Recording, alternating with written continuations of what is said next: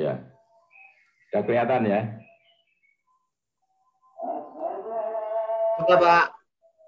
Oke, itu ada demand forecasting. Jadi silakan kita file ini sengaja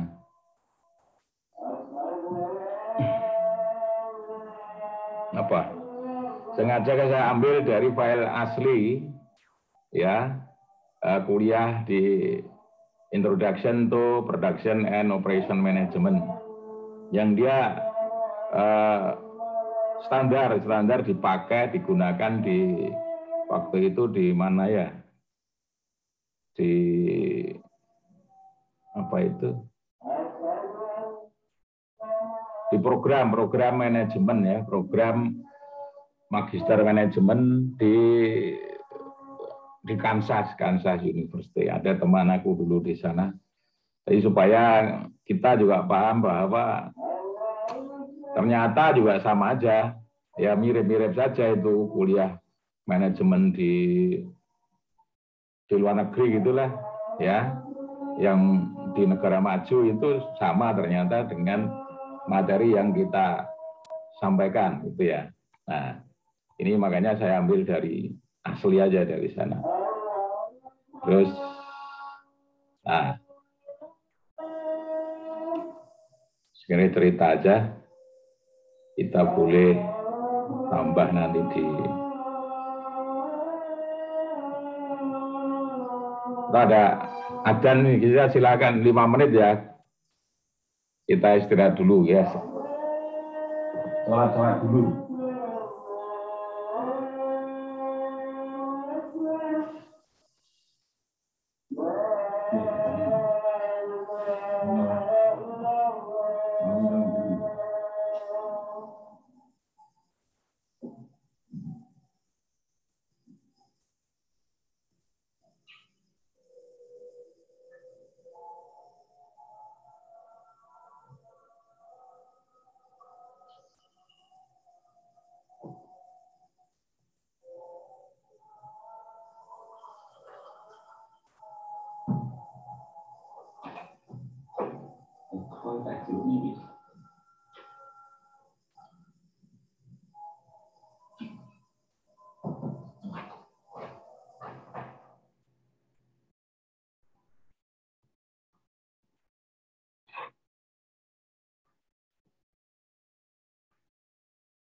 Prediksi kebutuhan ya, saya lebih suka gunakan kata prediction, pun sama sebenarnya dengan forecast.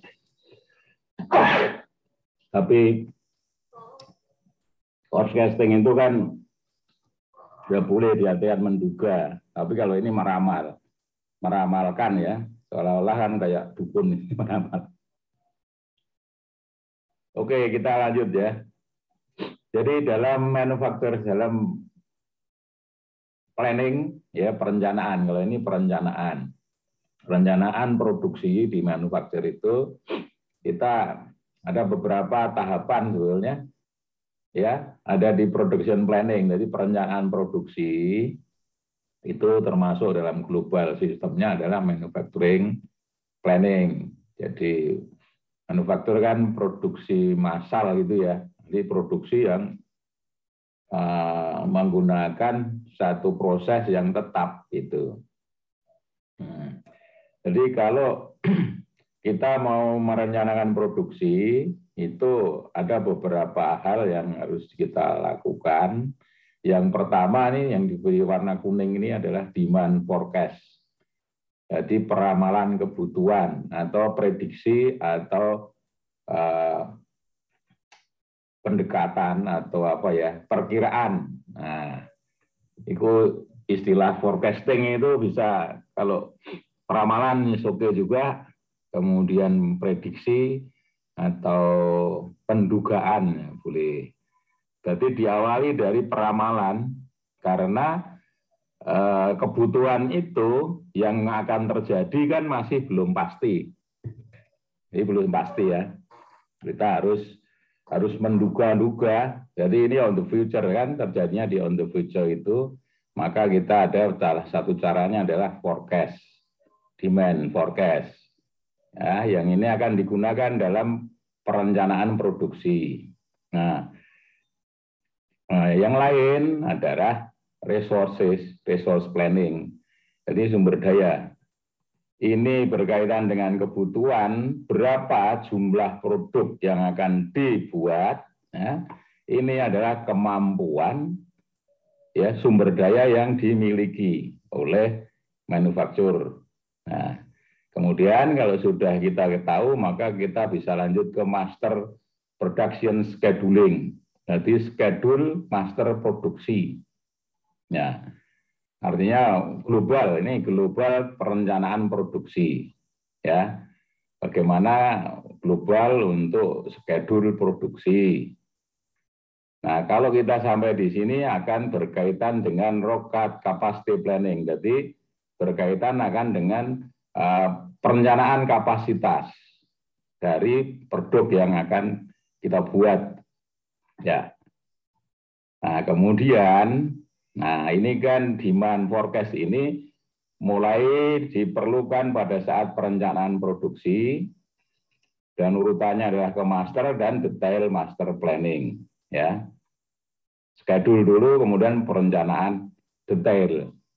Nah, dia demand ini selalu akan digunakan untuk produksi mulai dari perencanaan global sampai ke detail perencanaan. Nah, kalau yang gampang begini, yang gampang saja ya. Kita menduga atau kita forecast kebutuhan, misalnya kita menduga kebutuhan CPO kita 5 ton di bulan depan, itu kan misalnya ya, itu contoh saja. Kemudian di inventory management, ya terutama kita punya stok, yang paling penting stok. Kita punya stok 3 ton, ya. Jadi kebutuhannya diduga itu 5 ton. Nah, kita punya simpanan, punya stok 3 ton. Maka kalau itu kita anggap gampang saja ya, maka kita harus merencanakan ya untuk bulan depan itu kita memproduksi 2 ton. Nah, itu aja. Gampangnya begitu, tapi kan tidak sederhana itu. Kalau itu produksi misalnya tempe begitu ya lebih mudah kita memahaminya. Karena dalam proses produksi tempe tidak terlalu banyak variabel-variabel yang mempengaruhinya. Ya. Oke ya. Kita bisa lanjut. Kemudian yang kunci-kuncinya aja ada planning. Kita coba lihat planning versus forecasting. Ya. Jadi planning adalah satu proses menentukan ya how to deal with event in the future. Apa yang akan terjadi? Jadi dia itu merencanakan ya menentukan bagaimana kita itu menyesuaikan dengan kejadian yang akan datang. Jadi itu planning kan. Misalnya contohnya bulan depan itu bulan Ramadan. Oke, kalau kita penjual pangan pokok misalnya, kita pasti itu Ramadan itu nanti kita akan terjadi kebutuhan pangan yang meningkat. Nah, gitu kan, itu forecastingnya. Forecasting yang selalu terjadi. Ya Idul Fitri lah, katakanlah Idul Fitri pasti banyak orang yang masak-masak bersyukur karena puasanya selesai. Begitu juga dengan Natal dan Tahun Baru. Oke. Itu maka kita kemudian planning. Lah planning kita gimana?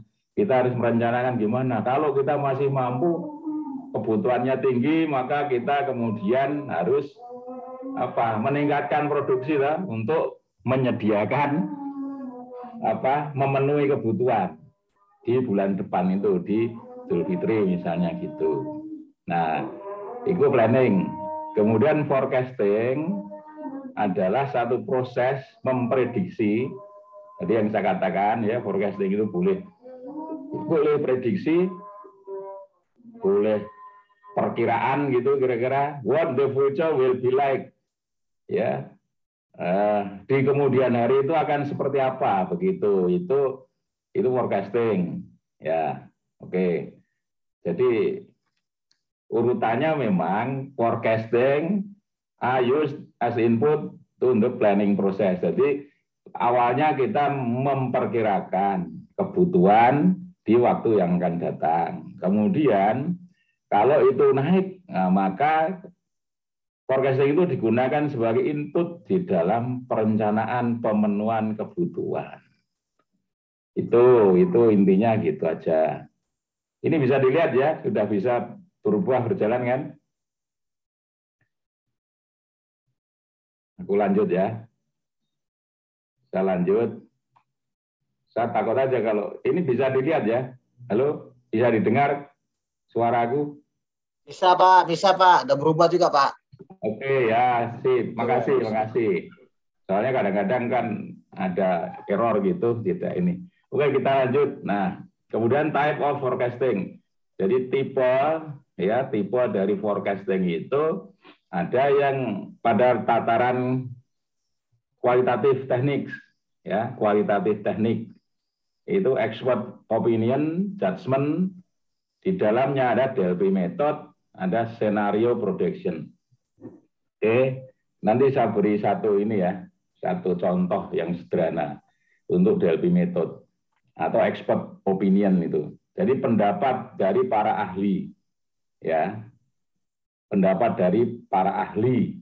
Nah, itu tipenya ini, kamu boleh cari lagi dari referensi Delphi method, ya, of qualitative forecasting, begitu nanti kan muncul banyak, ya.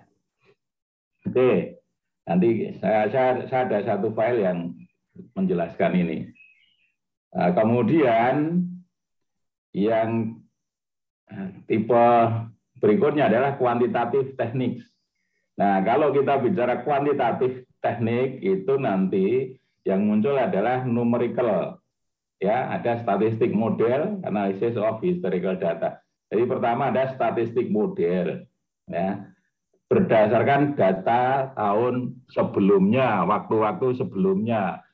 Kita gunakan statistical model adalah model penggunaan data sekunder, data historis yang tercatat di institusi kita.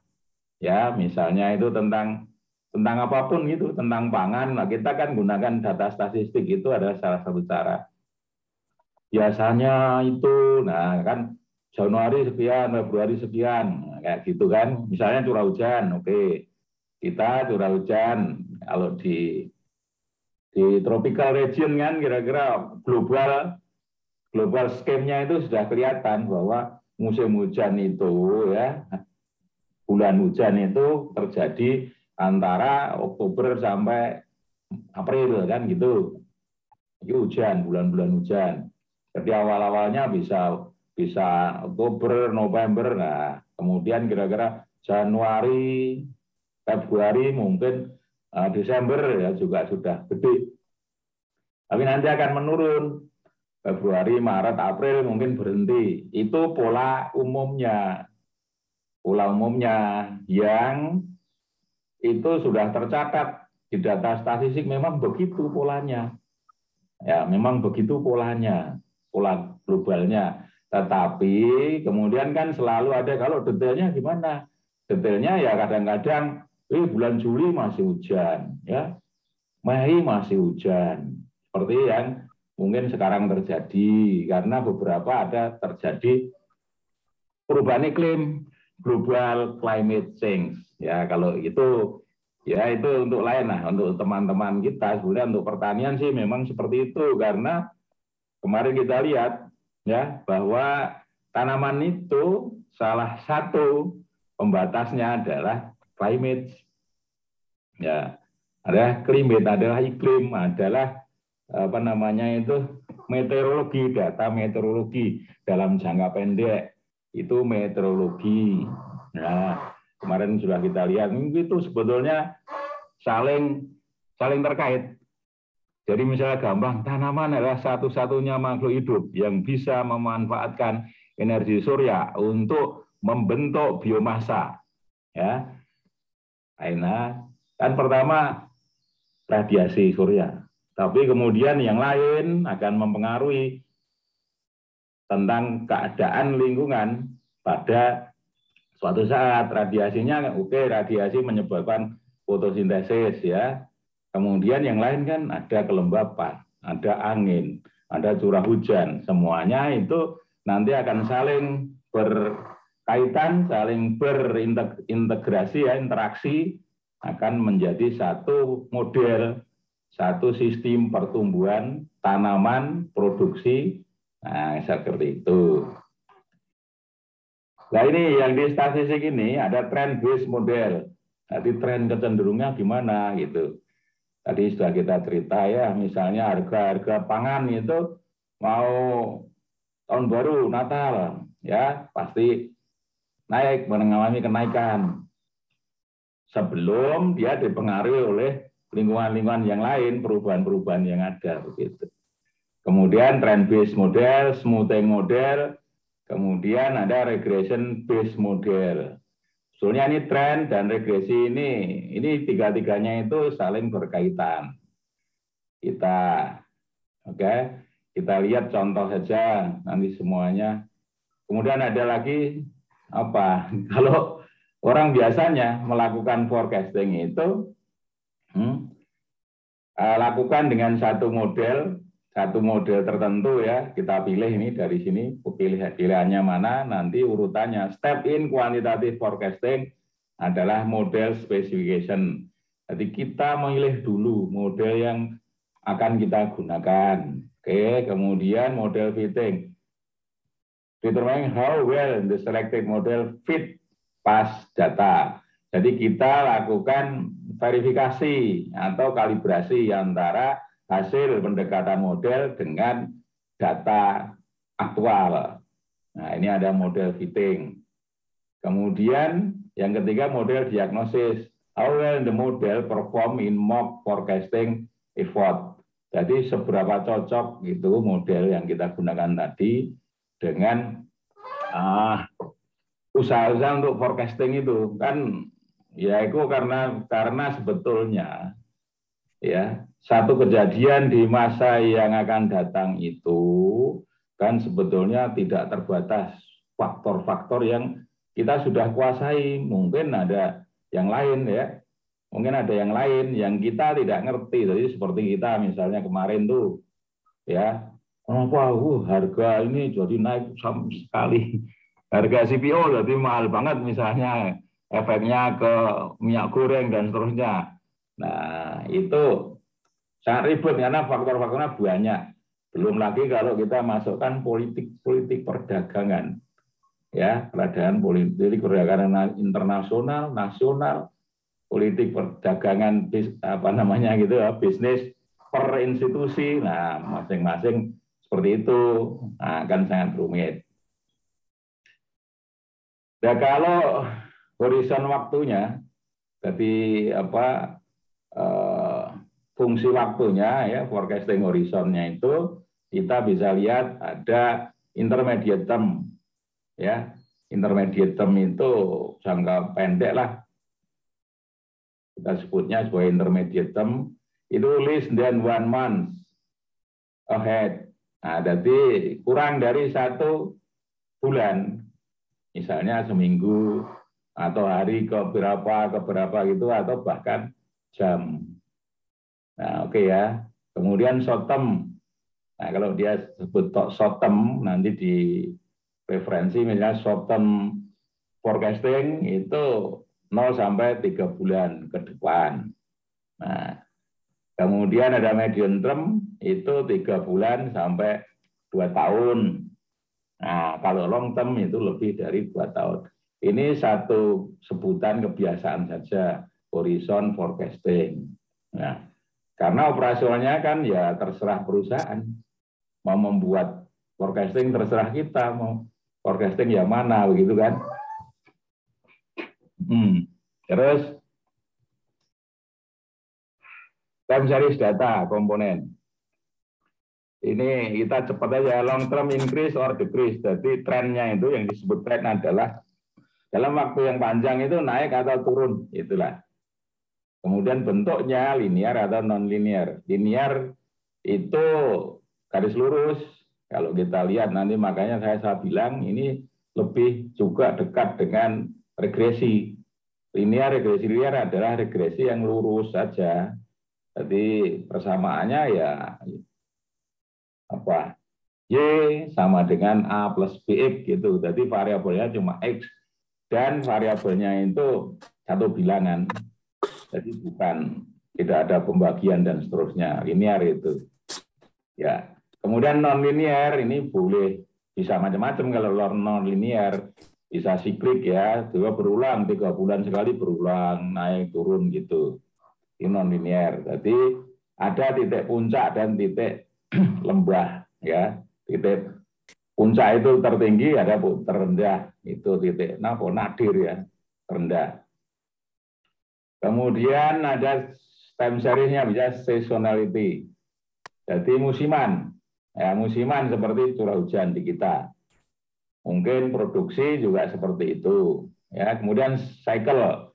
Cycle itu pattern of high and low that occur at different time and different magnitude. Jadi dia itu siklik ya, berputar, tetapi kemudian dengan besaran ya dan waktu yang mungkin berbeda. Nanti kita lihat contoh-contohnya. Kemudian random.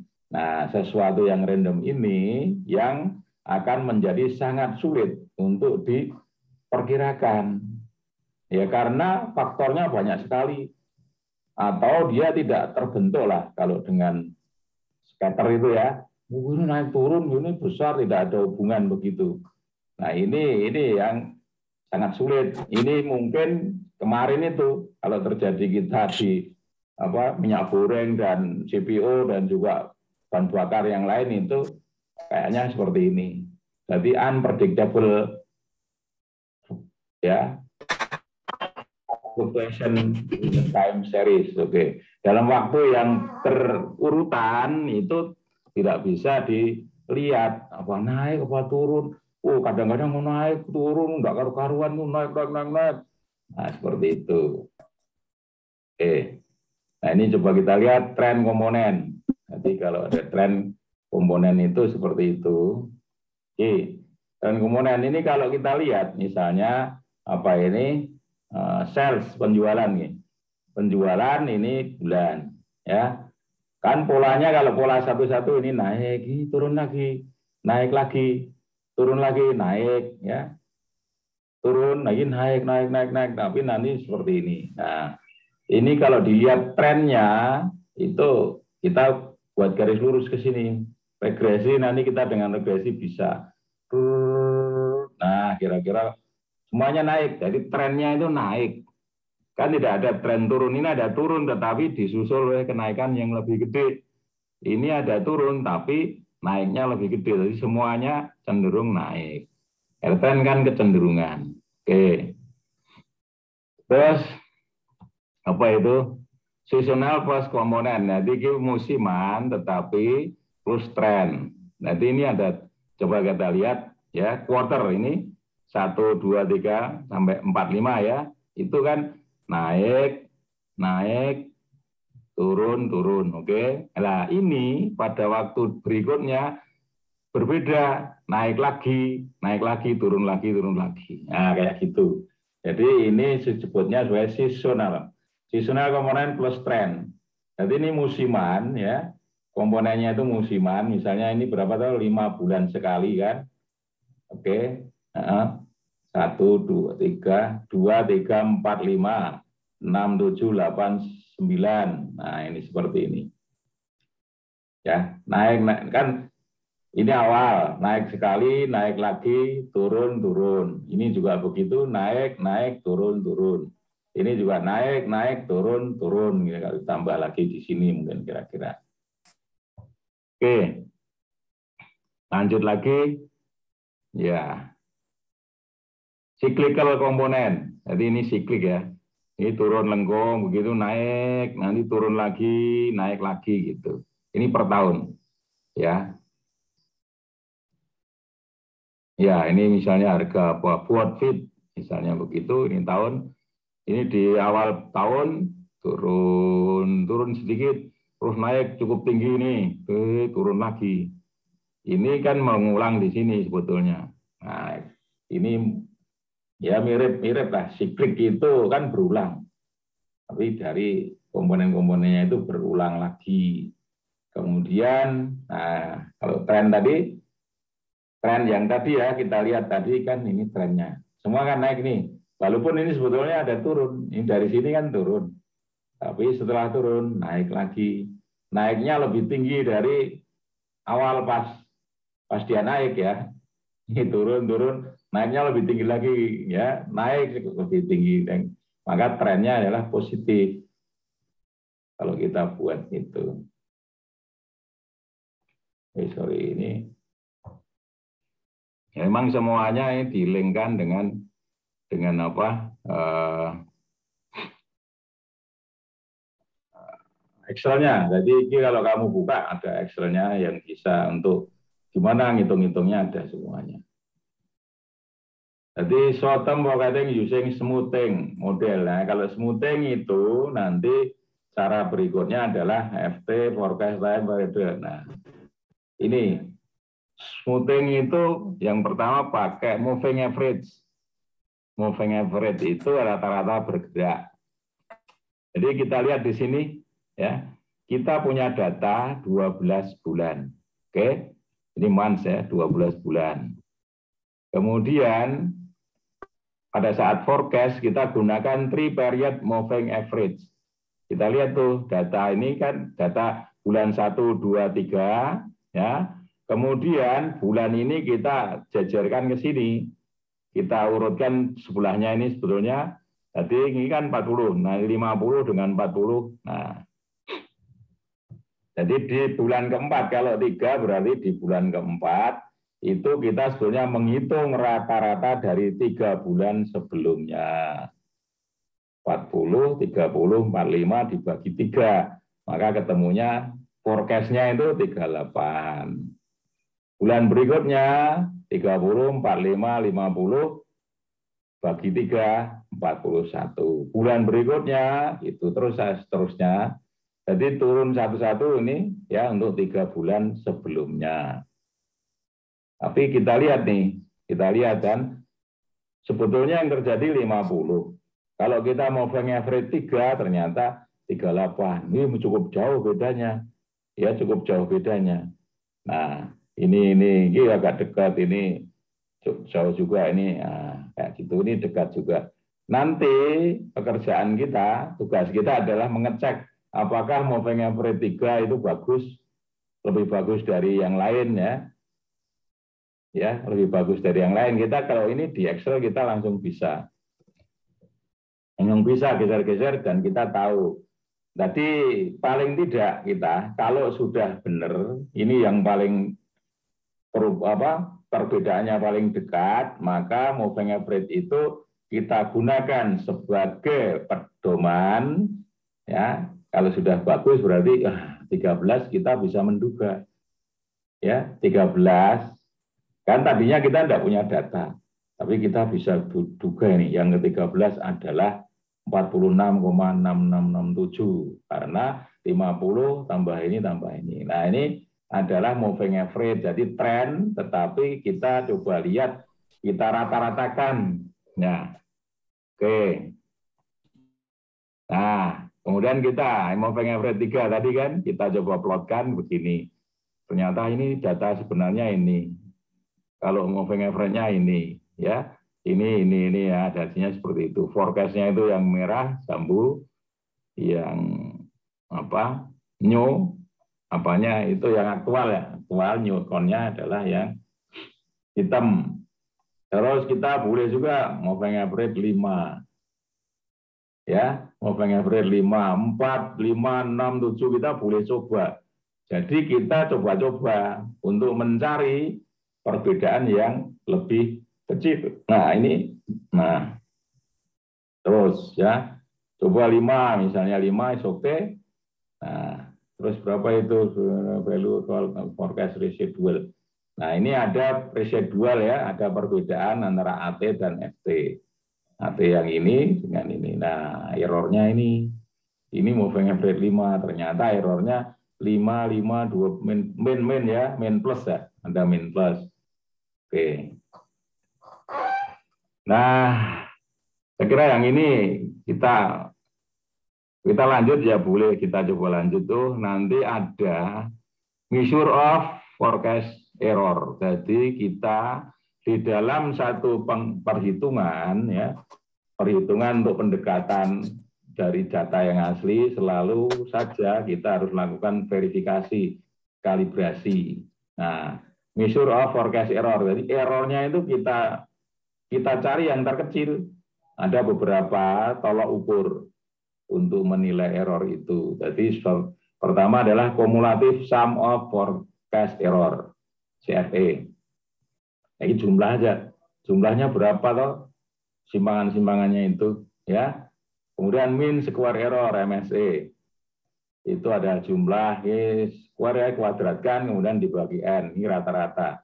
Mean rata-rata dari simpangan kuadrat. Ya. Mean absolute deviation ya.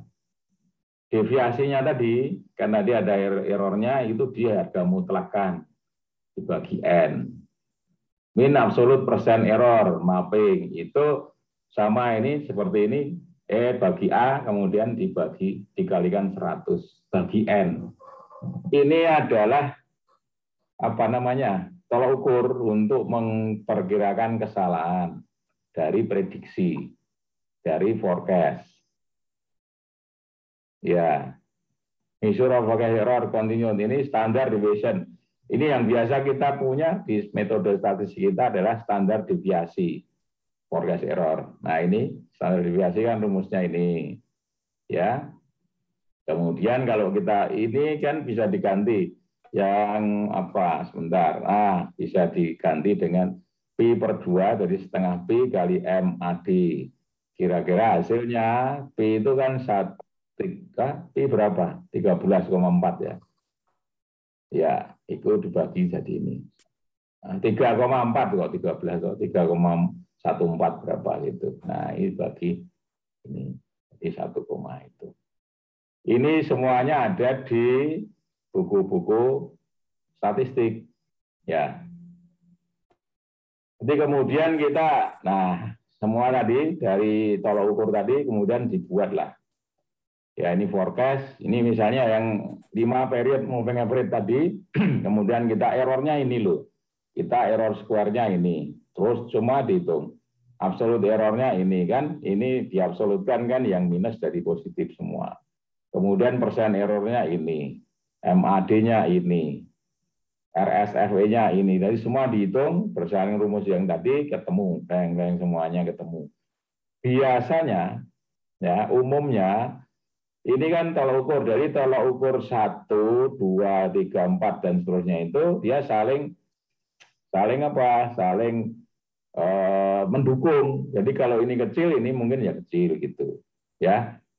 Nah, seperti itu. Kamu boleh coba untuk yang 3 moving average tadi, 3 period moving average, boleh juga dicoba 4 period moving average. Nanti yang paling kecil perbedaannya yang mana? Tadi dari tolak ukur ini. Ya. Nah, oke. Tracking sinyal for 5 period moving average model. Kayak kita bisa lihat ini kan. Ini sudah dekat. Dekat berarti ini lumayan bagus gitu kira-kira.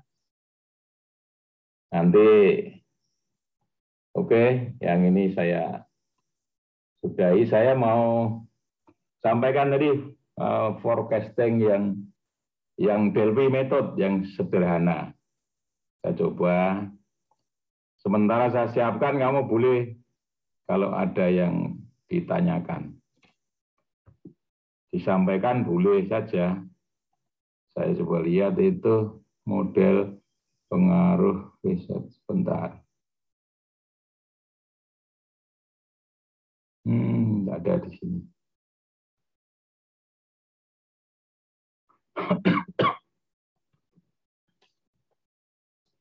Saya cari dulu.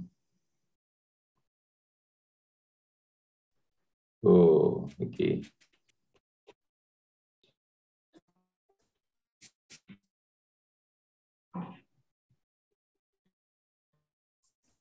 Adik.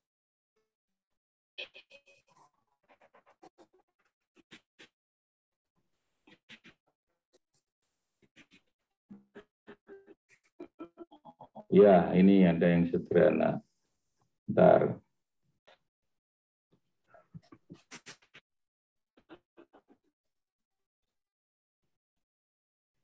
Saya persilakan kalau ada yang ingin ditanyakan untuk yang tadi sambil saya siapkan yang lainnya. Jadi forecasting itu fungsinya untuk mengetahui, menduga kejadian yang akan datang. Jadi sebetulnya kalau generalis untuk menduga apapun gitu, kita gunakan data-data time series, time statistik ya, kita gunakan metode statistik yang antara lain adalah trennya bagaimana. Itu kalau global saja trennya naik biasanya cuma begitu ya. Tapi kita juga bisa menggunakan nilai-nilai numerik dari data itu, misalnya dengan regresi biasa, moving average, kemudian dengan smoothing ya, menghaluskan itu kan harusnya naiknya kan tidak peraturan tuh, naik turun. Nah sekarang di smoothing kira-kira dibuat lengkung-lengkung gitulah ya. Saya lanjut tadi yang saya sampaikan di mana tadi ini ya. Oke, ini saya coba yang sederhana saja, pemilihan lokasi fasilitas berdasarkan metode Delphi ya, metode Delphi. Sebentar, ini kok kayaknya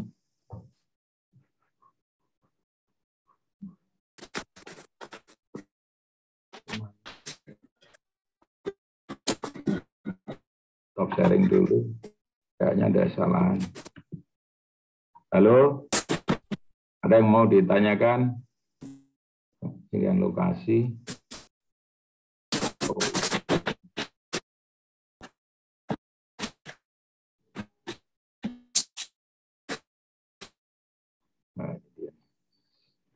Nah, kita lihat pemilihan lokasi fasilitas yang kita lakukan berdasarkan Delphi method atas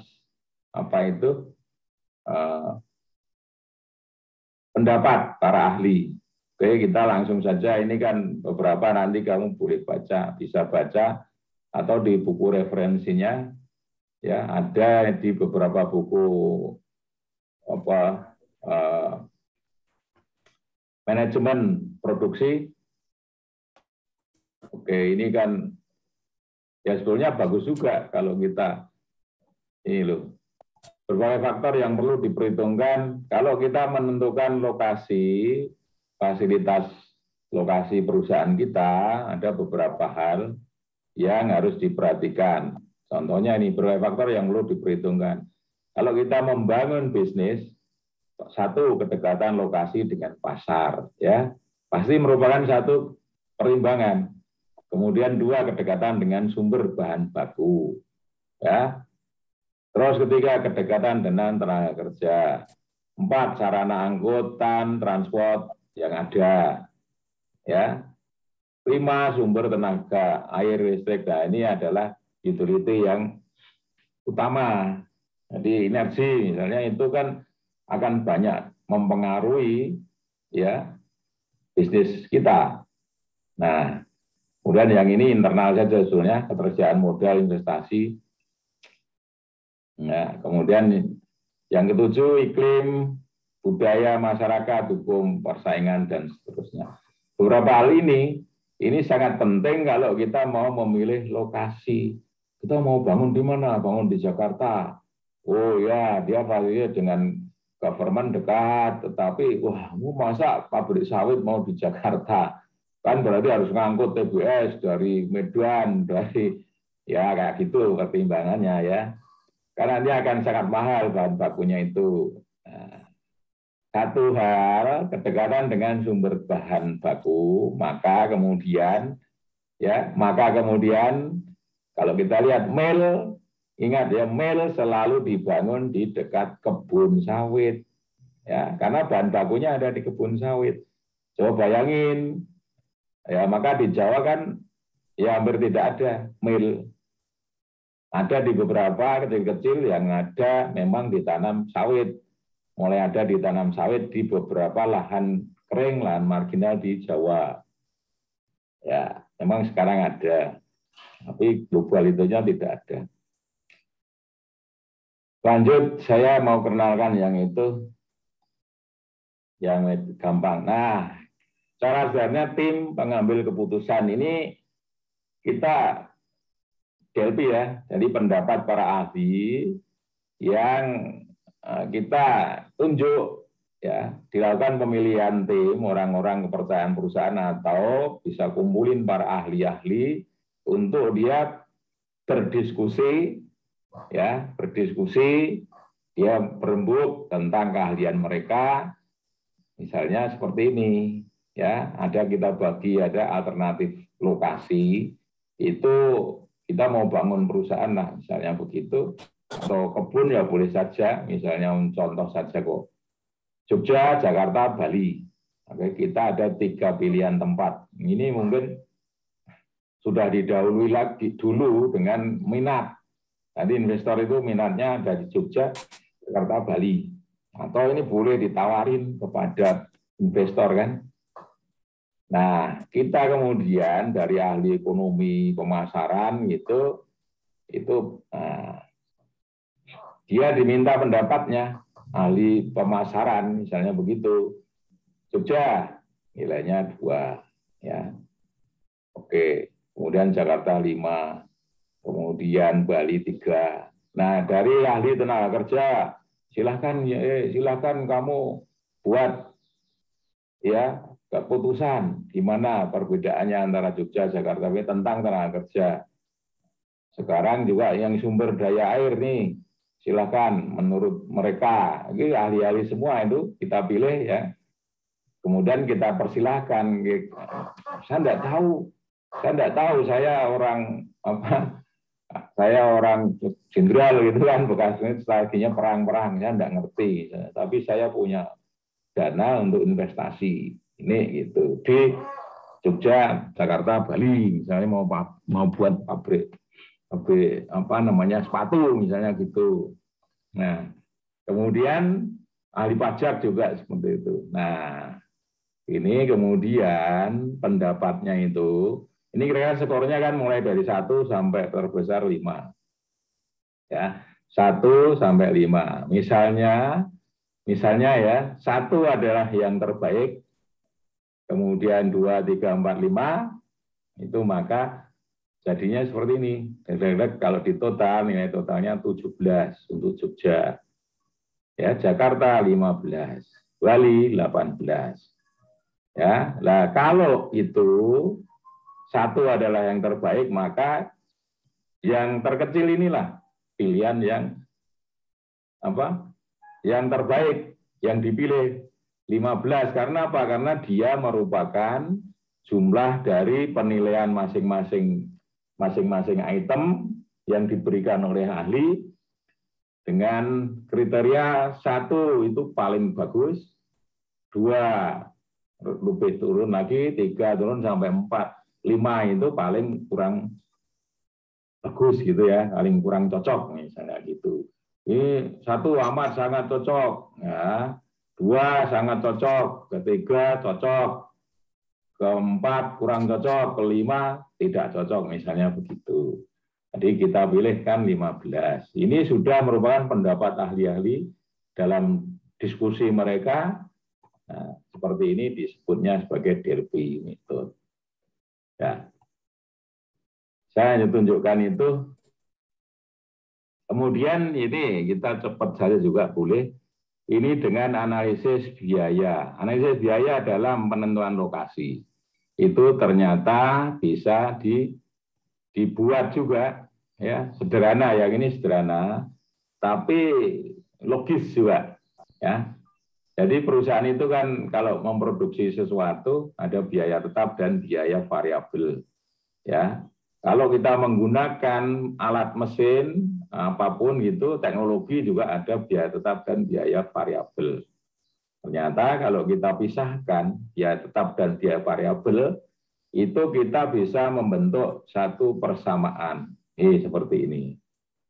Ya, misalnya lokasi A itu, nah biaya tetapnya kita jadikan 1, kemudian biaya variabelnya itu kita pisahkan, ya, jadi satu persamaan linier kayak gini untuk masing-masing item. Nah, oke, ini lokasi A, B, C, dan D, kemudian, nah, oke, biaya tetapnya kan ini biaya tetap ya, biaya tetapnya jumlahnya macam-macam ini sudah ada tiap lokasi, kemudian biaya variabelnya ada, maka dibuatlah satu persamaan, ya. Tadi biaya tetap plus biaya variabel dikalikan jumlah. Ini adalah jumlah barang yang mau diproduksi. Oke. Jadi sudah ini jumlah barang yang mau diproduksi. Lanjutnya itu begini. Gambarkan semua tadi persamaan kan linear semua, gambarkan A, B, C, D. Nah, terus pengambilan keputusannya itu ini jumlah barang yang mau diproduksi, ya kan? Ini adalah apa? Biaya tetapnya. Biaya tetap tadi. Ya. Jadi ini sisi tegaknya adalah biaya tetap, ya. Besaran biaya ini adalah jumlah barang. Ini total biayanya. Terus kita gimana caranya? Kalau kita mau buat barang itu hanya 50 biji, ya, 50 biji, maka ini kita tarik naik, ketemunya garis B, ya, ketemunya garis B. Kemudian misalnya 100 nih, kita mau buat 100, tarik, ketemunya masih B. Nah, jadi kalau kita mau buat barang kita itu 50 sampai 100, maka ini adalah di lokasi B, bukan lokasi C, D, A, bukan begitu. Nah, coba kita lihat lagi. Kalau kita mau buat lebih dari 100, misalnya 101, itu mulai dia ternyata sampai 150, yang berimbas adalah garis apa itu? C. Ini mulai C. Oh, dari C. Itu cara yang sederhana.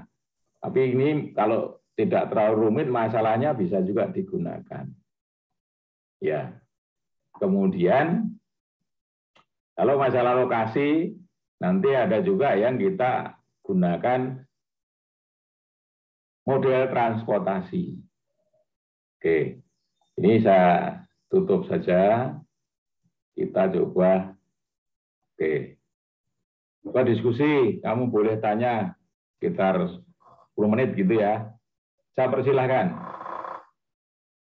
untuk topik yang tadi. Mungkin ya Bapak Ibu ya saudara-saudara punya pengalaman masing-masing lah. Ya, kira-kira kita bisa diskusikan gitu ya. Ini kan masih pada cara yang sederhana. Saya persilahkan. Yuk, aku sambil minum ya.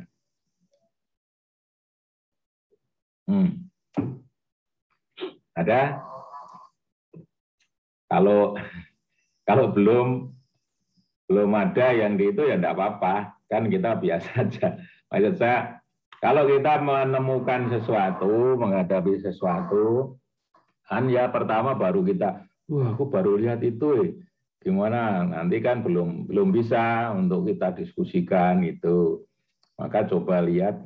Tapi yang penting, yang saya berikan adalah memang satu topik berkaitan dengan manajemen produksi. Ya. Salah satu lah, tidak lengkap juga. Cuma paling tidak begini logikanya ya. Kalau kita mau memproduksi sesuatu, ya mau memproduksi di perusahaan kita, pasti kita akan harus melihat Lah kebutuhannya berapa? Ya, hanya customer itu, konsumennya itu berapa dia butuh. Tadi yang forecasting. Ya. Karena prinsipnya manajemen produksi itu adalah menyediakan barang yang diproduksi untuk memenuhi kebutuhan konsumen, kebutuhan pelanggan. Jadi itu intinya saja, intinya begitu. Jadi kita tidak mungkin membuat produksi asal saja. Asal saja, nanti ini kan baru jumlah. Sebetulnya nanti kan ada kaitannya itu jumlah dan kualitas. Karena kebutuhan itu kan selalu ada, paling tidak dua. Ke kuantitas, ke jumlah berapa, kemudian kualitas. Nah, kalau kita bicara CPO, ya CPO kan bisa digunakan untuk produk food, untuk produk pangan dan non pangan. Kualitasnya kan sangat berbeda. CPO misalnya pembatas utamanya adalah ALB, ya pembatas utamanya adalah ALB, maka kemudian dia akan mempengaruhi harga CPO kita. ALB tinggi ya, pun dapat potong harganya sekian gitu, karena ALB-nya lebih dari 4 misalnya gitu kan. Nah, itu kira-kira gitu kalau di fasilitas apa namanya, kualitas itu akan sangat mempengaruhi produk kita selain jumlah. Karena ya penggunaan produk kita itu bisa bermacam-macam. Nah, misalnya kalau untuk bahan bakar ya boleh, minyak jelek lah masih boleh ya. Untuk bahan bakar masih bisa, tetapi walaupun ya untuk mengolahnya itu diperlukan biaya, jadi cost produksinya mungkin tinggi kalau minyaknya sudah kurang bagus gitu, tapi masih bisa. Nah kalau untuk pangan, wah ini sudah sangat sulit, misalnya ALB-nya 6 gitu ya, sudah sangat sulit, paling misalnya dibuat pun nanti jadi minyak goreng yang ALB-nya tinggi ya, orang konsumennya tidak mau lagi. Ya apalagi yang bahan-bahan yang harus memerlukan kualitas yang bagus. Nah, kayak gitu. Itu di intinya saja. Oke. Ada yang mau disampaikan atau belum? Belum, saya lanjut lagi ya. Kita lanjut lagi, coba lihat bahan yang lain. Oke. Kita lihat yang lain apa tadi ya. Pilihan model-model riset. Sekarang kita ke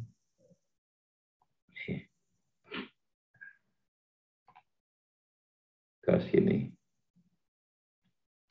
Proses penggunaan sawit sudah, transportasi TPS, riset operasi lengkap. Ibedanya apa? Oke, sebentar.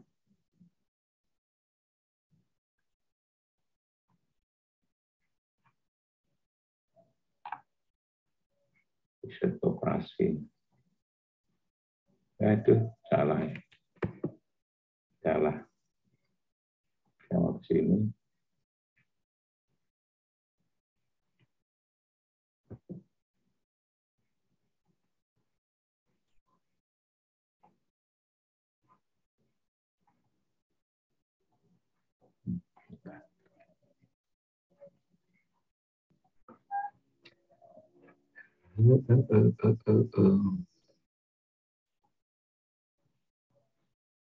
Oh, kok sama saja.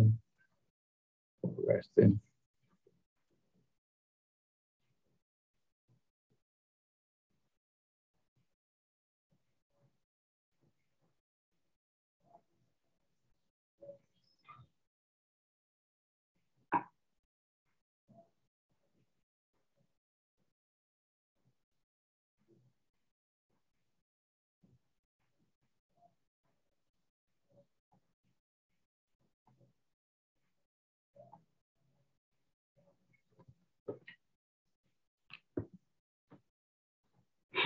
Oke, kita sekarang akan masuk pada optimalisasi penggunaan sumber daya untuk produksi.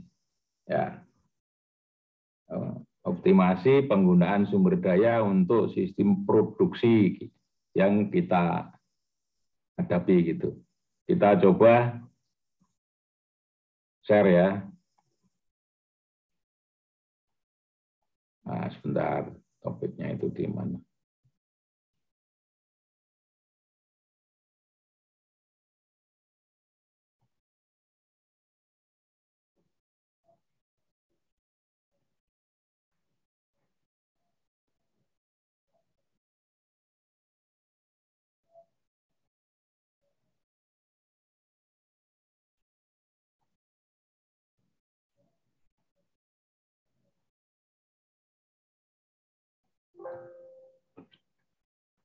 Oke, bisa dilihat ya.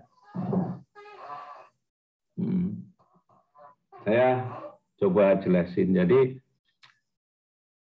dalam sistem produksi, dalam manajemen produksi, kita kan selalu harus menggunakan semua sumber daya secara optimal, secara maksimal ya. Istilah umumnya sekarang secara maksimal untuk bisa kita menghasilkan profit bagi perusahaan yang maksimal juga.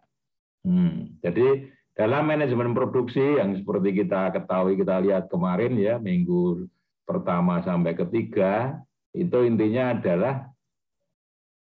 adalah dalam memproduksi kita menyediakan barang ya, barang konsumsi yang bisa dipakai oleh konsumen, bisa dibeli oleh konsumen dengan menggunakan input berbagai sumber daya, ya, berbagai sumber daya, mulai dari bahan baku, alat mesin, ya, kemudian investasi, peraturan-peraturan yang berlaku dan seterusnya untuk kemudian diproses inputnya itu menjadi barang, ya, atau jasa, bahkan barang atau jasa yang baru, yang mempunyai nilai ekonomis lebih tinggi. Ya, kan begitu. Nah, contohnya misalnya contoh. Yang pertama kita di on farm. Di on farm misalnya kebun sawit. Kebun kelapa sawit. Inputannya adalah satu, lahan. Lahan kalau kita pisahkan ada tanah, ada iklim, ya kan? Oh, dengan macam-macam variasinya. Kemudian input yang lain adalah tanaman. Tanaman sawit kita, varietas apa yang kita tanam? Ya. Oke, kemudian yang ketiga manajemen yang diaplikasikan di situ. Ya, manajemen itu kan kalau tanaman, pemupukan atau penyuburan tanah, kemudian pengendalian hama, penyakit, ya, kira-kira begitulah. Kalau kita global ada 3 itu, kemudian yang lain adalah ya tergantung tanamannya tadi. Kalau di kebun tanamannya itu jenis apa, nanti ada varietasnya apa, umurnya berapa, dulu bibitnya bagaimana, certified atau tidak, dan seterusnya, dan seterusnya. Itu kan kemudian kita lakukan, sebetulnya yang kita lakukan adalah dengan budidaya tanaman, lengkap dengan pengelolaannya, mulai dari nursery sampai jalan-jalan pemeliharaan, panen, dan pasca panen atau masih di pengangkutan saja lah kalau di kebun ya. Nah, itulah yang kita harus optimalkan adalah bahan bahan sumber daya tadi. Nah, sekarang salah satu model cara yang kita bisa kuantitatif adalah model operation riset atau riset operasi. Nah, atau riset operasi. Kalau kita lihat, riset operasi adalah satu pemodelan untuk mengoptimalkan penggunaan sumber daya yang kita gunakan dalam produksi. Kita lihat ini model. Kita mulai dari model-model tadi ya, dari model. Orang kan bicara model, pemodelan. Jadi kalau kita lihat satu masalah itu, yang pertama masalah itu akan terdiri dari satu kumpulan, ya, satu interaksi, satu integrasi dari berbagai unsur. Nah, unsur satu dan yang lainnya itu saling terkait ya, saling berhubungan gitu. Nah, itu dalam satu sistem. Kemarin kita lihat sistem tanaman, tanah, dan iklim, misalnya begitu ya, di kebun.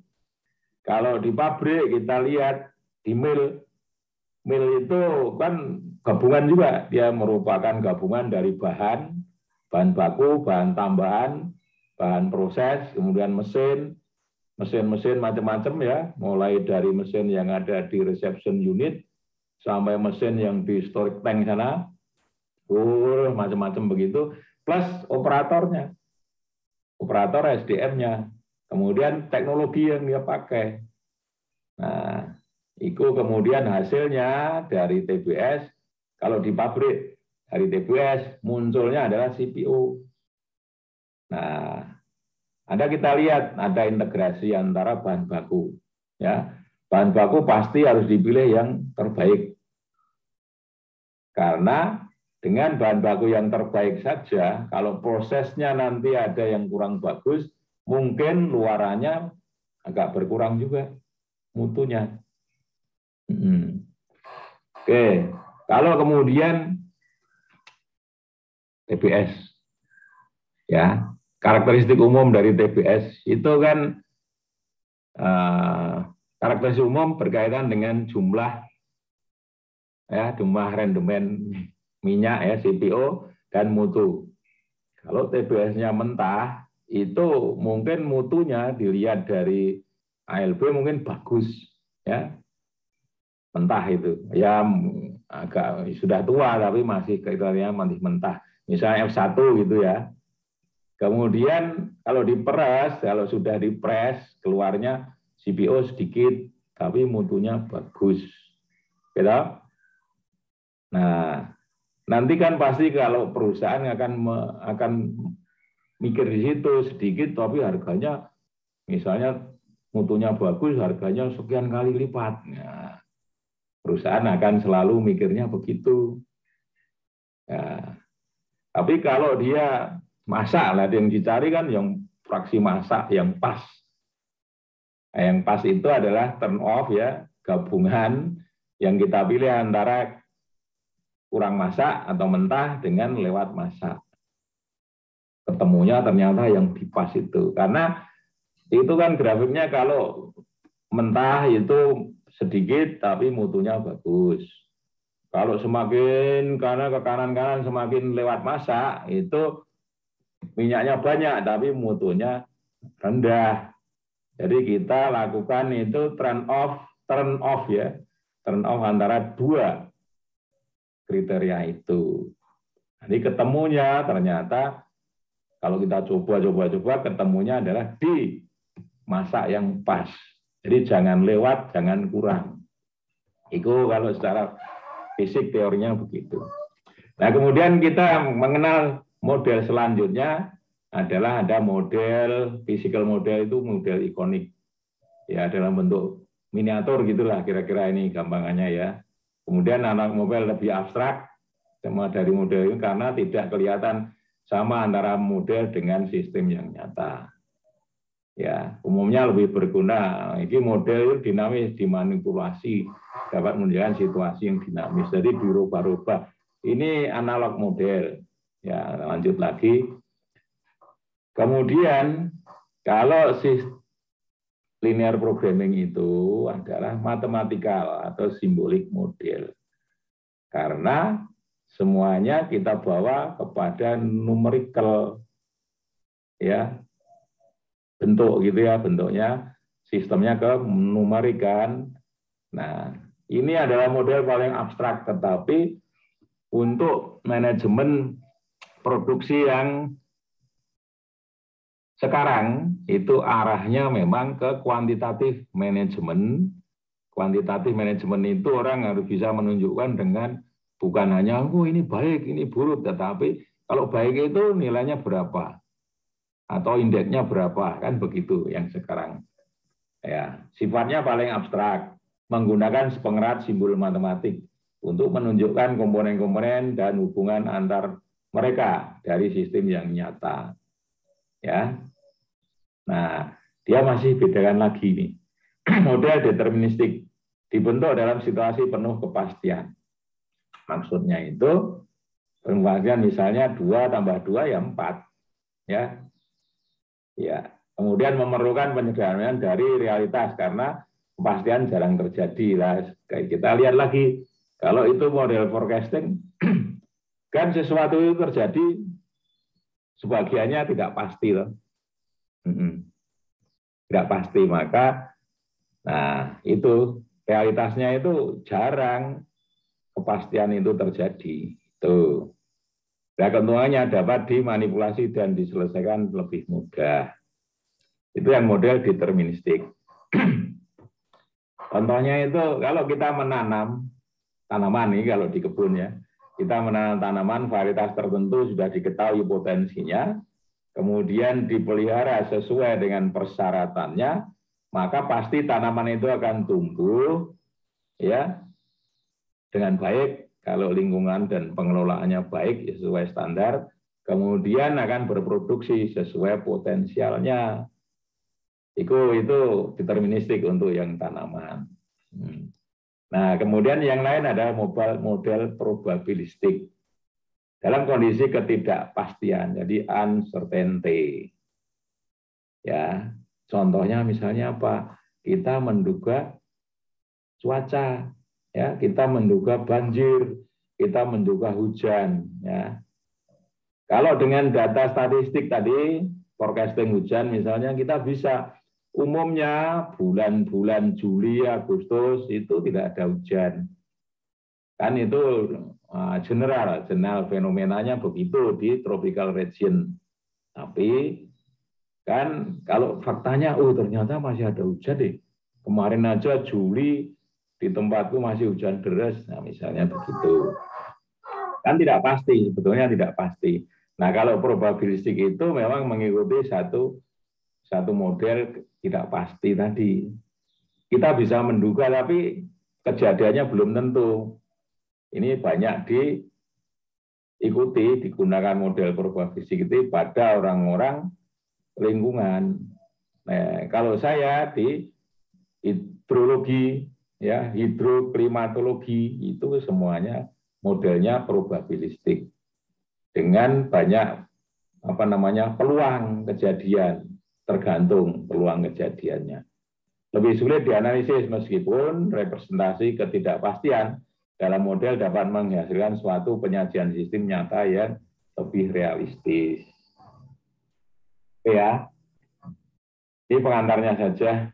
Kemudian dalam riset operasi, model adalah abstraksi penyederhanaan dari realitas satu sistem. Tadi kan, model menunjukkan hubungan-hubungan langsung atau tidak langsung dari aksi dan reaksi dalam pengertian sebab dan akibat. Model harus mencerminkan semua aspek realitas yang sedang diteliti. Ini model dalam operation research atau riset operasi. Kemudian model adalah suatu fungsi tujuan dengan seperangkat kendala yang diekspresikan dalam bentuk variabel keputusan. Oke, jadi ini sampai tahap ini alasan pembentukan model menemukan variabel yang penting untuk atau menonjol dalam suatu permasalahan. Kemudian lanjut penyelidikan hubungan yang ada di antara variabel-variabel itu. Kita lanjut penyederhanaan model. Jadi dalam operation research, dalam riset operasi, ada beberapa yang utamanya dilakukan, yaitu menyederhanakan model.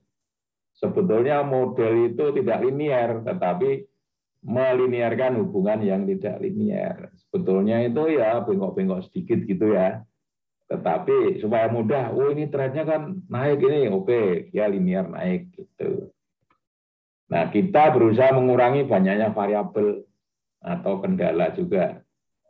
Berusaha mengurangi, ya, mengurangi, hanya berusaha ya. Tapi nanti ada batasnya, tidak boleh terlalu sedikit, karena terlalu sedikit artinya model itu tidak mencerminkan sistem yang sebenarnya. Oke, berubah sifat variabel, misalnya dari discrete menjadi continue.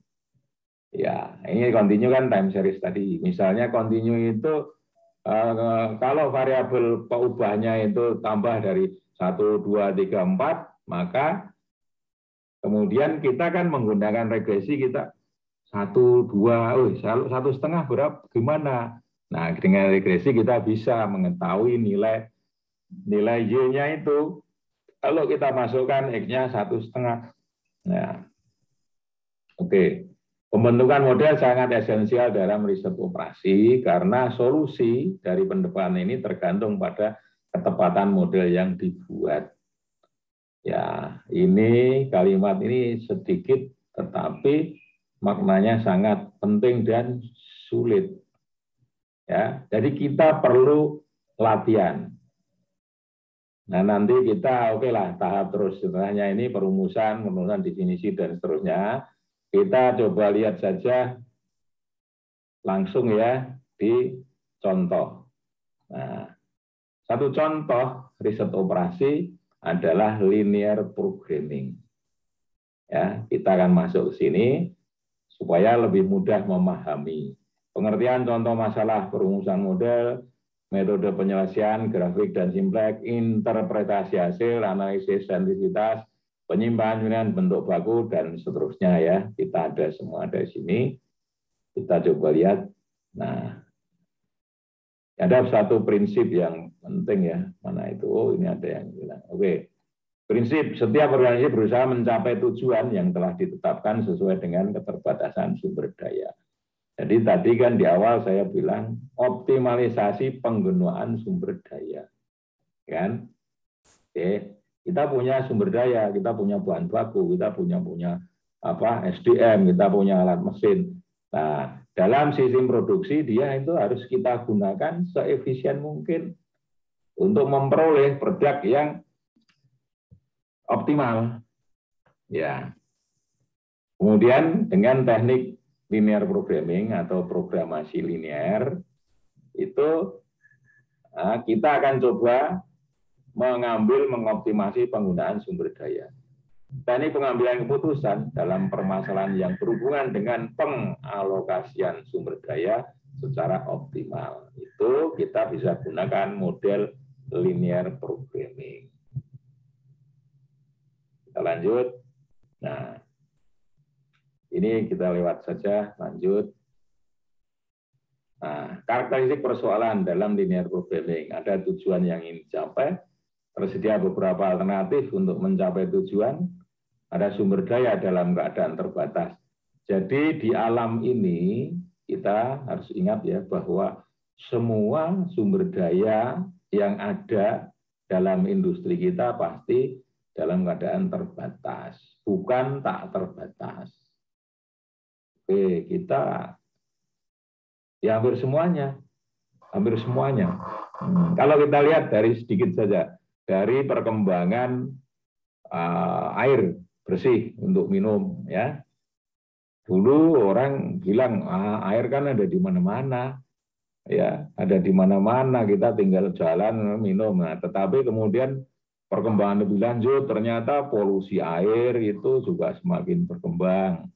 Kalau dulu orang tidak perlu menyimpan air untuk diminum kemudian hari yang masih aman, tidak ada bakteri dan seterusnya, tidak ada bibit penyakit dan lainnya. Itu dulu kan orang jalan saja, kalau jalan mau masuk hutan tidak perlu bawa minuman, karena hutan-hutan airnya masih bersih, masih asli gitu ya, murni, itu tidak kena kontaminasi macam-macam. Nah, sekarang orang kalau jalan ya bawa aqua dari rumah atau beli di warung-warung. Kira-kira air pun menjadi pembatas. Nah, pada saat kita kemudian udara ini contoh saja bahwa semua sumber daya itu terbatas. Apalagi uang, uang tergantung kita cukup kaya atau tidak, punya uang atau tidak, kan gitu. Nah, udara saja. Coba kita lihat dulu, kita tidak akan pernah bicara udara itu kan sudah disediakan oleh alam, oleh Yang Maha Kuasa dimanapun kan. Tetapi coba kita lihat dari kasus kebakaran hutan dan lahan. Kita baru merasakan ternyata udara itu terbatas sih. Kita mau menghirup udara segar, pada saat itu kebakaran lahan hutan kan tidak bisa.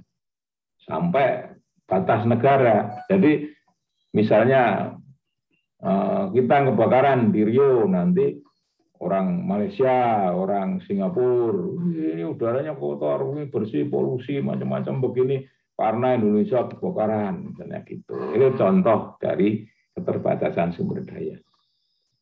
Oke, contoh pernyataan ketidaksamaan. Contoh pernyataan ketidaksamaan untuk menghasilkan sebuah media. Nah, ini contoh sudah ya. Ini contoh ketidaksamaan itu ya. Ini dari item yang terakhir, dapat dirumuskan dalam bentuk matematika, persamaan atau ketidaksamaan. Jadi contoh pernyataan ketidaksamaan itu adalah ini misalnya, untuk menghasilkan sejumlah meja dan kursi secara optimal, total biaya yang dikeluarkan tidak boleh lebih dari dana yang tersedia. Oke? Ya kan? Ini kan pasti. Kalau kita mau membuat sesuatu, dalam hal ini meja dan kursi, kita punya dana 100 misalnya, maka kalau membuat itu kan tidak boleh lebih dari 100. Ya. Karena kalau 100 kita harus ngutang, modal kita hanya 100. Jadi membuat ini batasnya 100. Nah, gitu. Ada ketidaksamaan, makanya kan ini pernyataan normatif ketidaksamaan.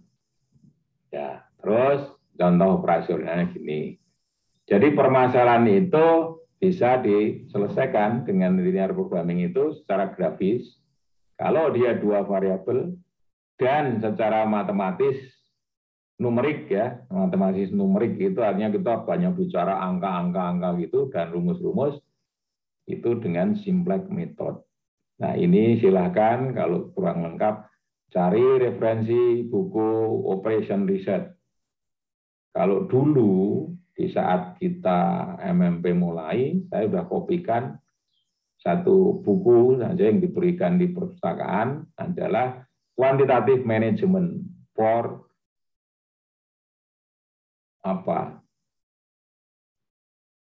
Production Management. Ya, Quantitative Management for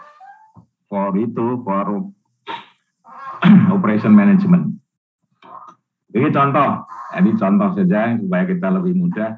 Contoh persoalan satu, perusahaan mebel. Jadi kita punya perusahaan mebel. Kamu bisa cari contoh yang lain. Suatu perusahaan menghasilkan dua produk, meja dan kursi, yang diproses melalui dua bagian fungsi, yaitu perakitan dan pemolesan. Jadi kalau kita mau buat kursi, ada perakitan juga dan pemolesan. Ya, kalau buat meja juga begitu. Nah, sekarang ada permasalahan. Pada bagian perakitan itu tersedia 60 jam kerja. Sedangkan bagian pemolesan hanya 48 jam kerja. Ya, ini kan beda loh keterbatasannya itu. Kalau kita mau merakit meja atau kursi, jangan lebih 60 jam. Karena yang tersedia cuma 60 jam.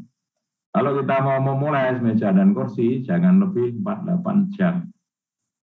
Nah, sementara untuk menghasilkan satu meja diperlukan 4 jam kerja.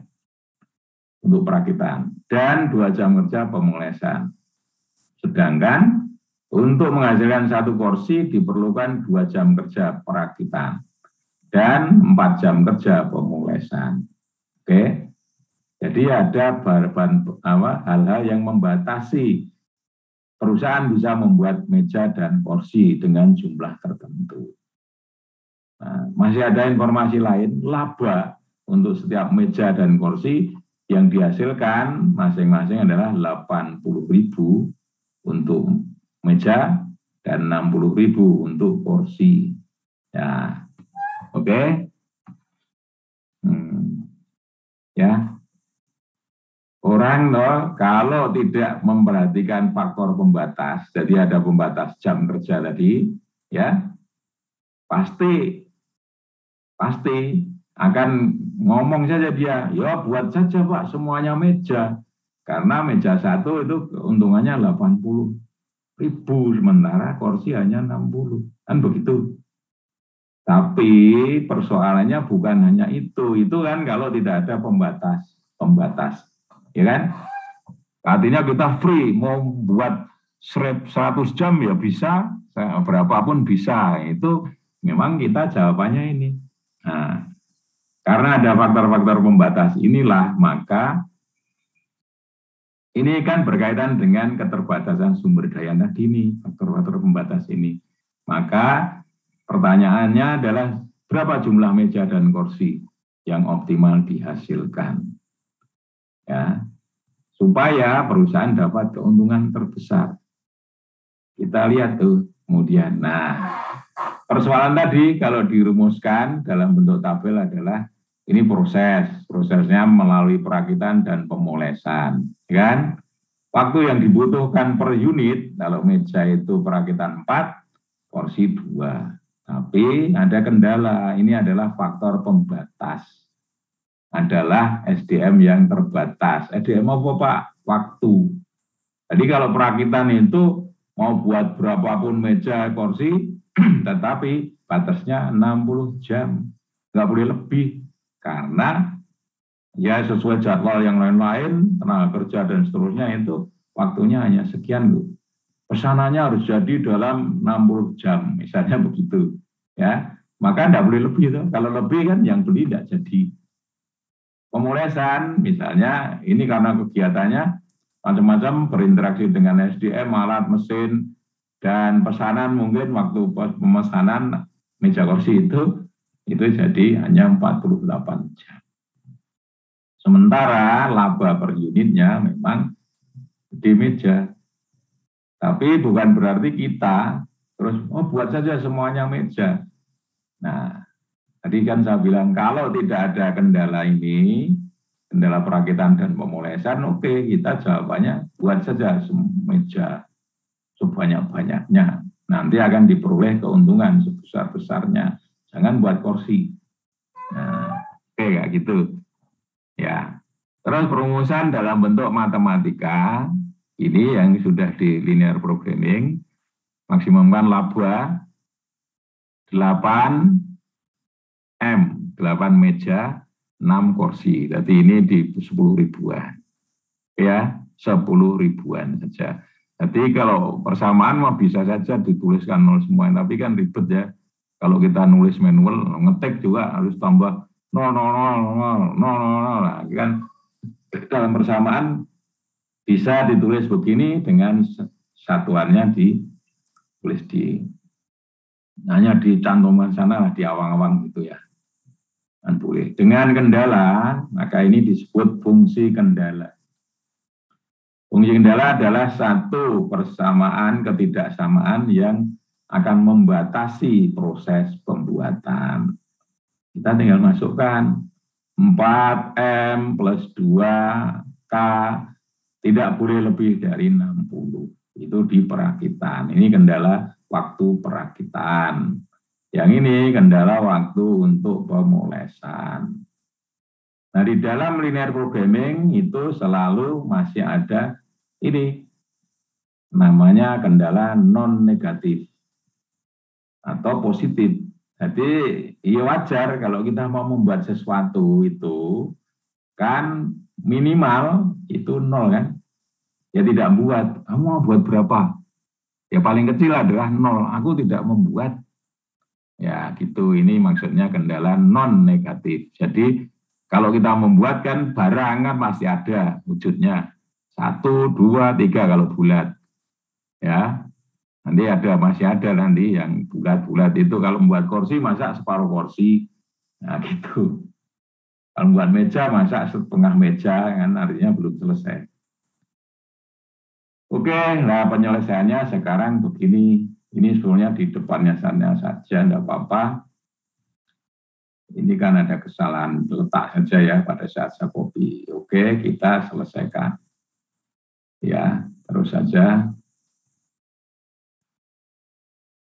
Oh, sorry. Ini perumusan definisi keputusan. Jadi nanti kan kita beri variabel dulu, meja yang akan dihasilkan dalam satuan unit M, K, gitu ya.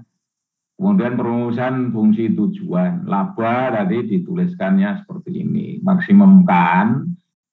Nah, ada dua hal di dalam linear programming. Ya, dengan programasi linear itu kalau berkaitan dengan laba atau profit itu pasti maksimumkan modelnya. Ya. Oke. Terus kalau berkaitan dengan cost pasti nanti minimumkan. Oke, kita lanjut.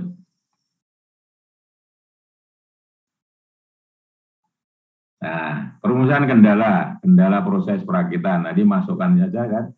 Proses perakitan kendalanya kan waktunya hanya 60 jam. Oke, 4M ini tambah ini. Nah, terus lanjut kendala permolesan 2, 4 dengan lebih dari itu. Kendala non negatif tadi sudah kita lihatkan ya. Nah, maka penyelesaian secara grafis ya hanya dapat dilakukan untuk model dengan 2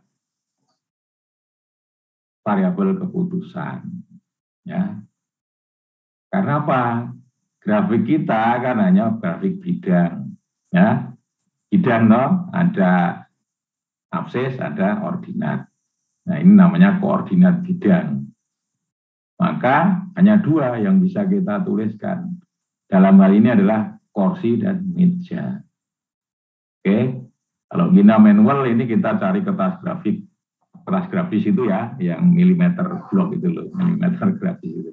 Gitu kan seperti ini. 0, K semakin banyak, 0, M semakin banyak. Oke, digambarkan seperti ini. Ya, lanjut ya, selanjutnya adalah kita membuat garis-garis tadi ya. Nah, ini adalah garis kendala pertama. Tuh ya, kendala pertama tentang waktu perakitan. Kalau meja itu 4M plus 2K, maksudnya itu 4M adalah dalam persamaan yang tadi ya. Karena waktu untuk perakitan meja butuh 4 jam.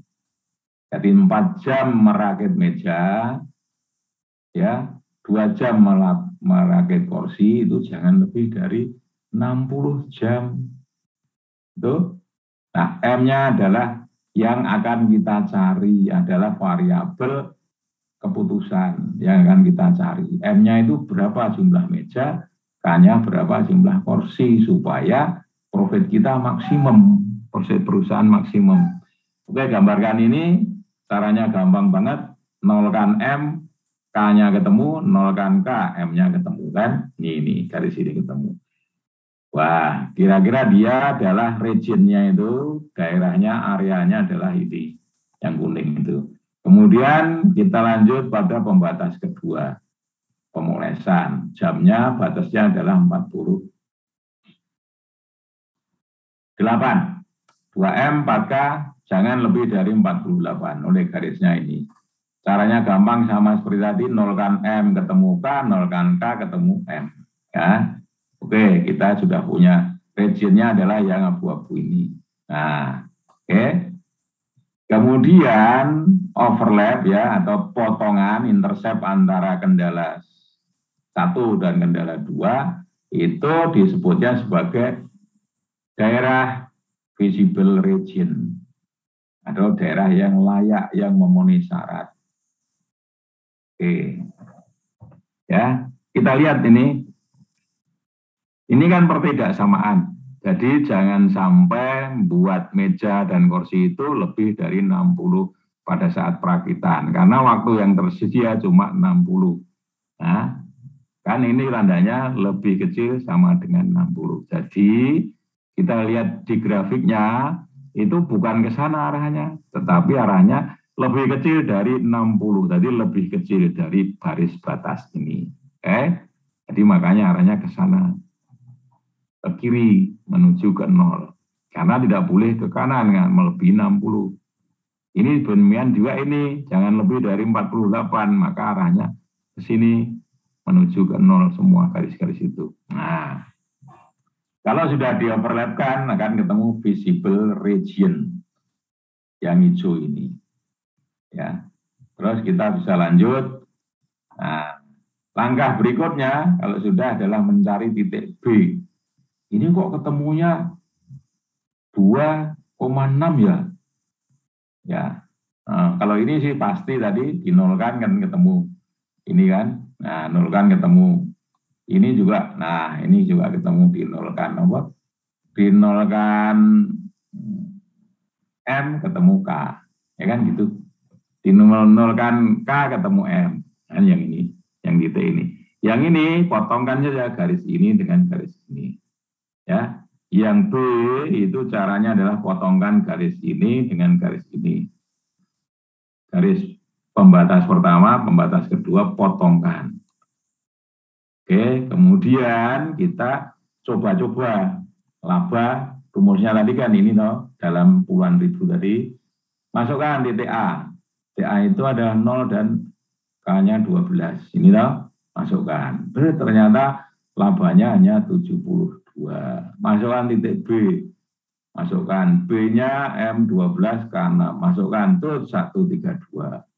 Masukkan titik A. Sorry, ini C, titik C ini. Ada kesalahan ketik ya. Tapi ya aku sengaja aja membaca ini, kamu supaya lebih cermat. Masuk titik A kan ini Pak. Ini titik C. Supaya kamu ikut juga mengoreksi. Oke? Kalau titik C maka 16. Ya, 15 kali ini. 8 kali 15 tambah 0 kali ya, gitu. Tambah berapa? Tambah 2. Tambah 6 kali 0, kan tetap 0. B. Nah, maka dari langkah ini kita bisa tahu bahwa yang optimal adalah titik B. Maka kesimpulannya, keputusannya adalah meja dibuat 12, kursi dibuat 6.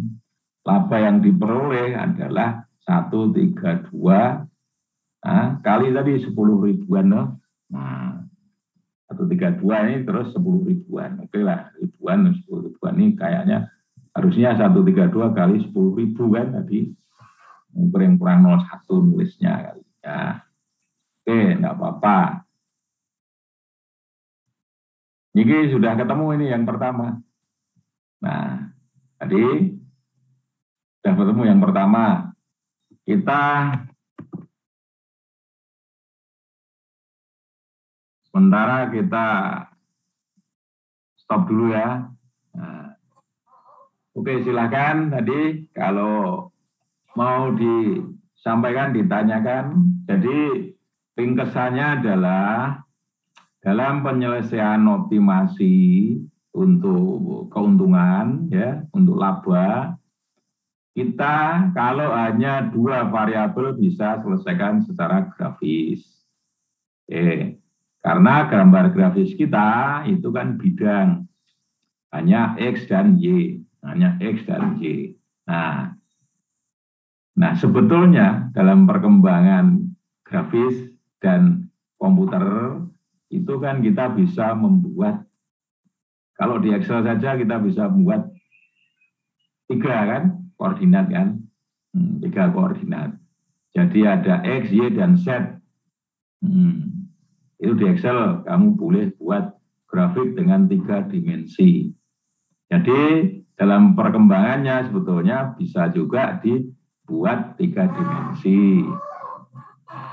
Ya, oke, 3 dimensi loh, kita bisa. Yang penting kalau dalam matematikal umum itu, kalau kita mencari 2 argumen, ya minimal kita mempunyai persamaan dari variabel-variabel itu 4. Ya.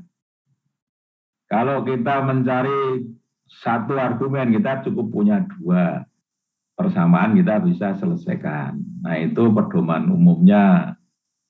Ya dari bapak-bapak, saudara-saudara yang sudah lulus SMA, S1, ya sekarang ambil S2 pasti sudah pernah sebetulnya, ya kayak gitu.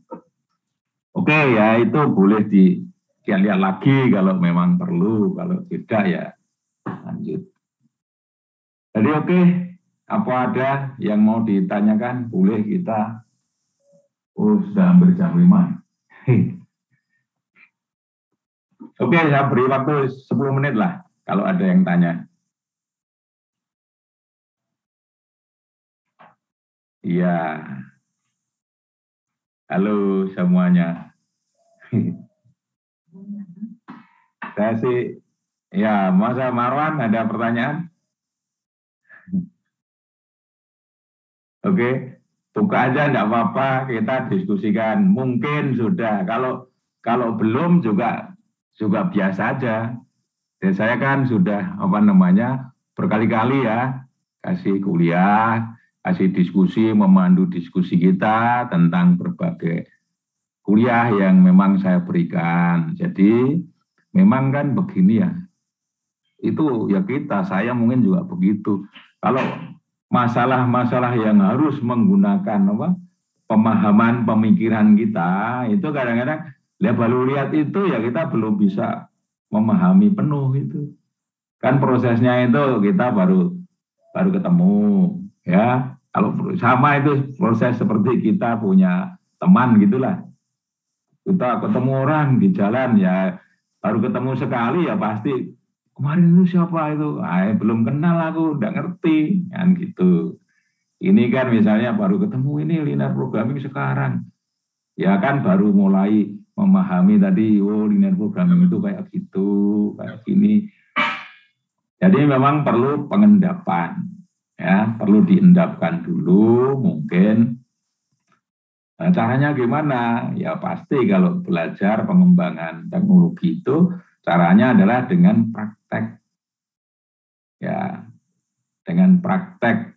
Kalau itu hitung-hitungan, ya coba aja dihitung, dicoret-coret gitu. Oh ini ternyata dari sana, ini ditambah itu, ketemunya begini. Selalu harus begitu, supaya kita punya memori. Di memori kita itu ya, punya kenangan di sana, wah aku pernah ngitung kayak gitu. Itu akan lebih memudahkan. Ya, kalau logika sih lebih ya. Kalau logika itu kan misalnya logika yang biasa kita terima. Kalau kita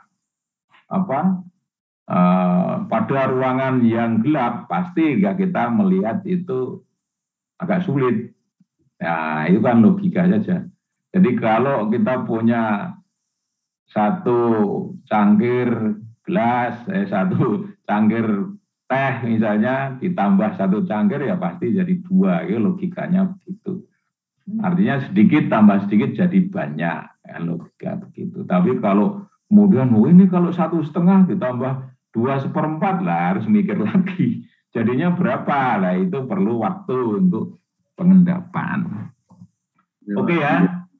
Kalau ada yang ditanyakan boleh. Kalau sudah tidak ada, ya nanti bahannya kan saya share di ketua kelas atau ke asistennya. Ya ke Yuka boleh, ke asisten boleh nanti supaya disebarkan ke semuanya. Saya kira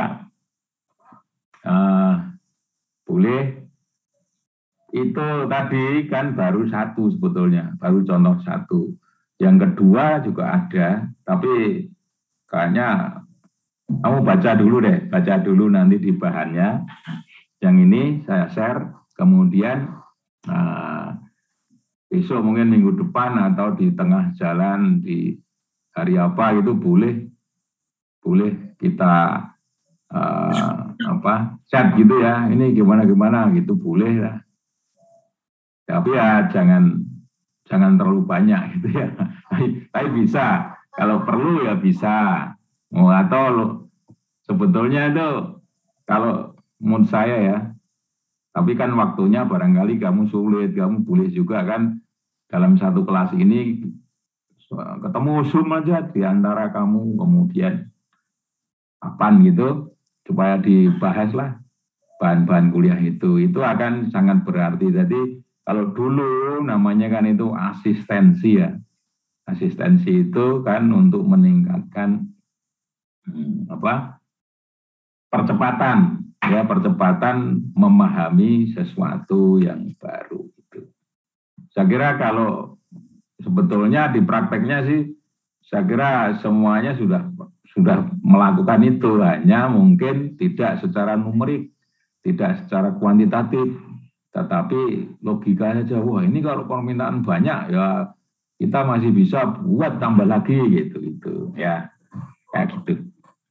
Oke, bisa kita tutup ya yang hari ini. Oke, Pak. Oke, Pak. Oke, nanti sambil jalan kamu coba lihat bahan kuliah kita, kemudian minggu depan, karena minggu depan itu yang terakhir ya, yang terakhir dari saya, kita akan bahas.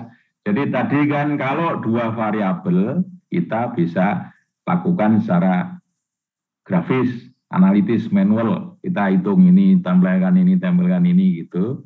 Tapi kalau dia variabelnya banyak, lebih dari 2, kita tidak bisa gambar di grafik.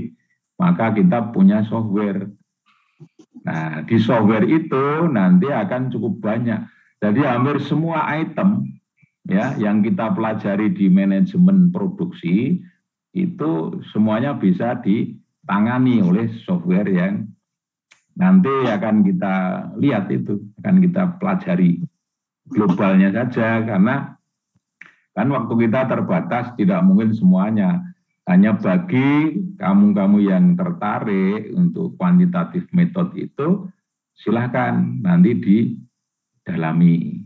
Jadi kita terakhir masih akan bicarakan tentang model aplikasi kuantitatif method for management. Ya, itu softwarenya bisa di-download bebas, free download. Nanti saya berikan linknya, atau kamu cari sendiri.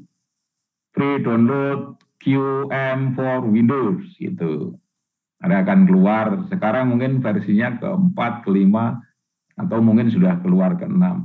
Dulu saya belajar masih versi 2 di awal tahun 2000-an. Ya. Yang dulu lagi pada saat saya S2 masih under DOS. Jadi masih model dulu. Tapi kalau bukunya riset operasi itu banyak. Buku Indonesia ada, artinya versi bahasa Indonesia banyak, orang-orang manajemen itu nulis, ya, orang ekonomi biasanya orang ekonomi manajemen, orang matematik yang nulis ada banyak. Ya kalau yang bahasa Inggris itu memang dia lebih komprehensif ya, karena dia kasusnya lebih banyak, atau di beberapa perguruan tinggi seperti yang kita bisa download bebas aplikasinya itu kan dari sebuah perguruan tinggi yang dia memang manajemen ya, apa itu Institut Manajemen apa yang Massachusetts itu loh, yang terkenal gitu lah, orang Harvard bisnis itu juga banyak nulisannya. Nanti silahkan di download sana. Terima kasih, saya mohon pamit ya. Iya Pak. Oke, Assalamualaikum warahmatullahi wabarakatuh. Salam sehat semuanya. Waalaikumsalam ya Pak. Minggu depan. Yuk. Pak. Ya, sama-sama. Ini Pak. Yuk, nggih.